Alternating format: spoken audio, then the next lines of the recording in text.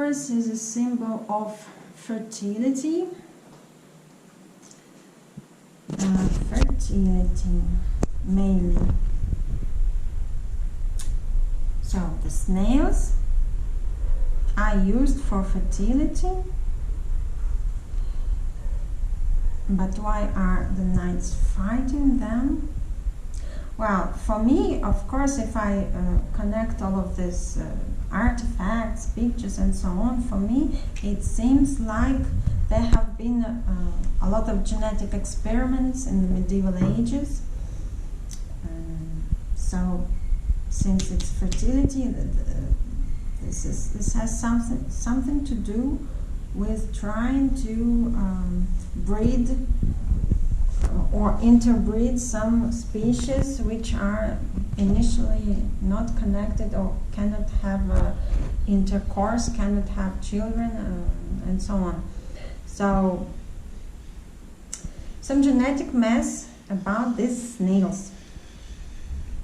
Now let's ask about the knights. Medieval knights, I'm going to show you,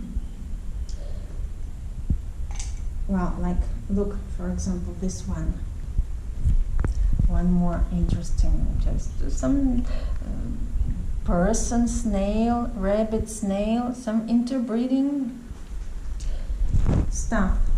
Now let's ask about the knights, but not the knights especially from these pictures. The knights in general, medieval knights, the thing about them is that their uniform is totally against anatomic construction of a person.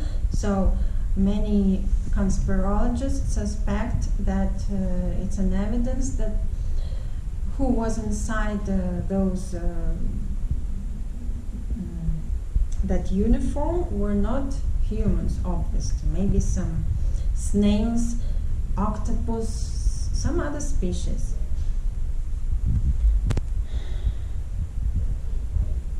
Medieval knights.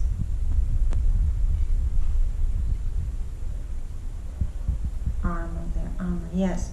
So, just look here, it's completely and against human anatomy, and not to say it's impossible to put it on, to say nothing about to be able to fight in this.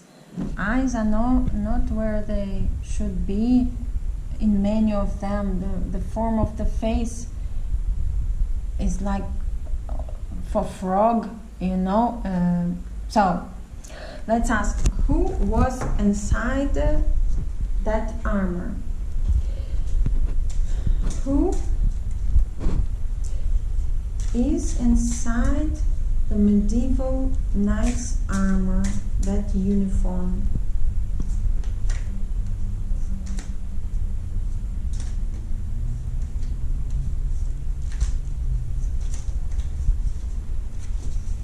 Who is inside the armor?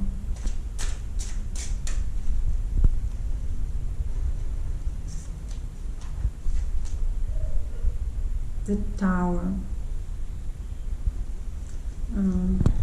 Here is the card that we have here. So the tower is telling us about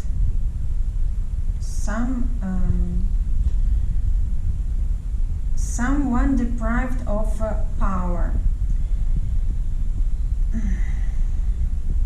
or someone participating in depriving of power, or someone who is being deprived of power.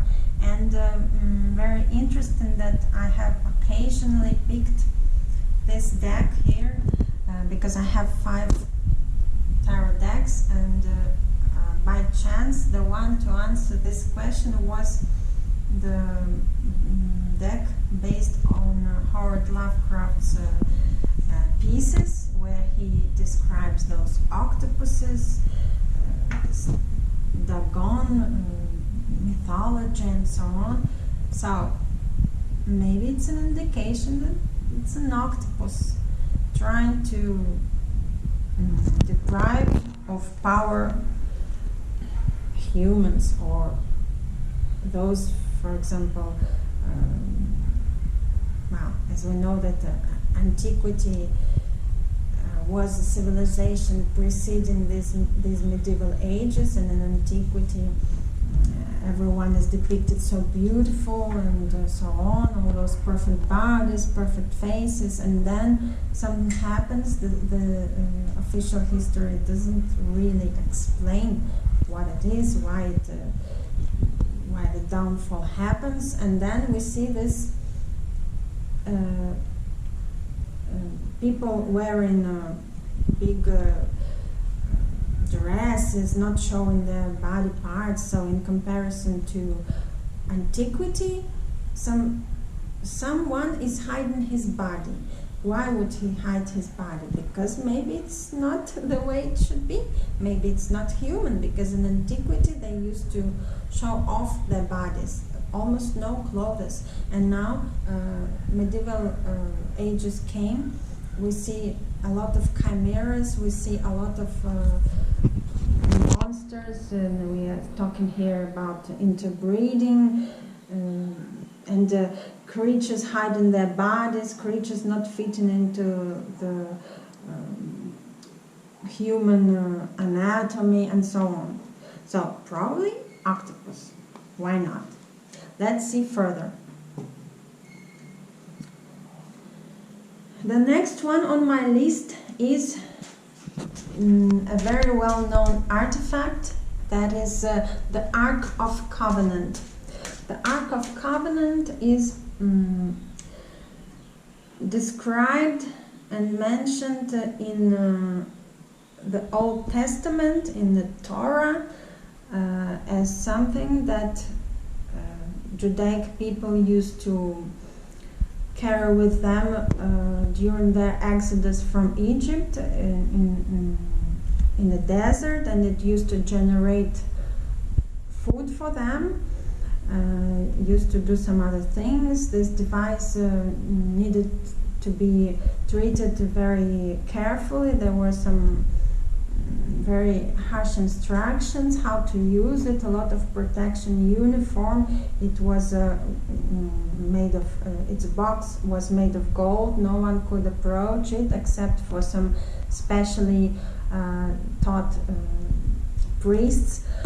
And it was also considered to be God's throne. So from one point of view, it's some device that generates food, that kills people also, because when even the one who Moses' brother Aaron, who kind of introduced this device to the people, it's not mentioned whether he created it. It kind of, well, there is a big secret, enigma about this. We are going to ask the cards